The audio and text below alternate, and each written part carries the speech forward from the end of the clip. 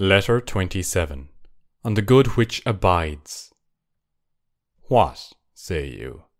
Are you giving me advice? Indeed, have you already advised yourself, already corrected your own faults? Is this the reason why you have leisure to reform other men? No, I am not so shameless as to undertake to cure my fellow men when I am ill myself. I am, however, discussing with you troubles which concern us both, and sharing the remedy with you, just as if we were lying ill in the same hospital. Listen to me, therefore, as you would if I were talking to myself. I am admitting you to my inmost thoughts, and am having it out with myself, merely making use of you as my pretext. I keep crying out to myself, count your years, and you will be ashamed to desire and pursue the same things you desired in your boyhood days. Of this one thing make sure against your dying day. Let your faults die before you die. Away with those disordered pleasures, which must be dearly paid for. It is not only those which are to come that harm me, but also those which have come and gone. Just as crimes, even if they have not been detected when they were committed, do not allow anxiety to end with them, so with guilty pleasures. Regret remains even after the pleasures are over. They are not substantial.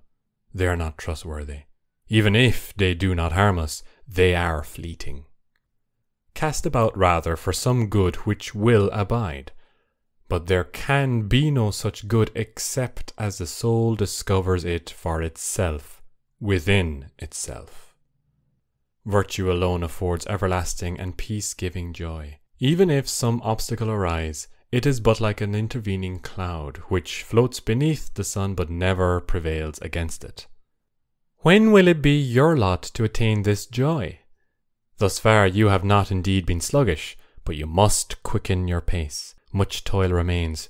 To confront it, you must lavish all your waking hours and all your efforts, if you wish the result to be accomplished. This matter cannot be delegated to someone else.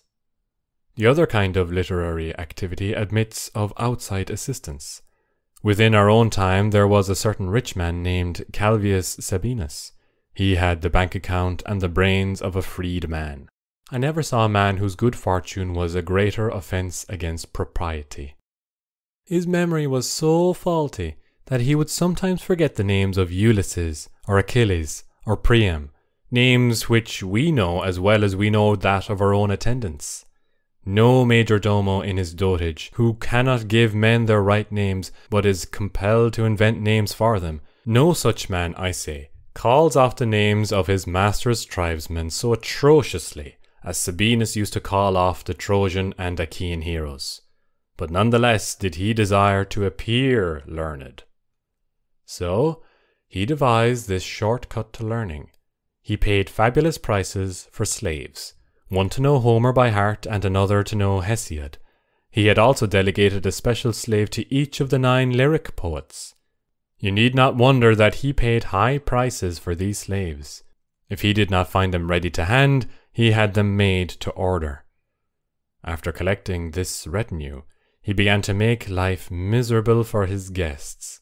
He would keep these fellows at the foot of his couch, and ask them from time to time for verses which he might repeat, and then frequently break down in the middle of a word. Satilis Quadratus, a feeder and consequently a fawner upon adulpated millionaires, and also, for this quality goes with the other 2, a flouter of them, suggested to Sabinus that he should have philologists to gather up the bits. Sabinus remarked that each slave cost him 100,000 sesterces. Satilius replied, "You might have bought as many bookcases for a smaller sum."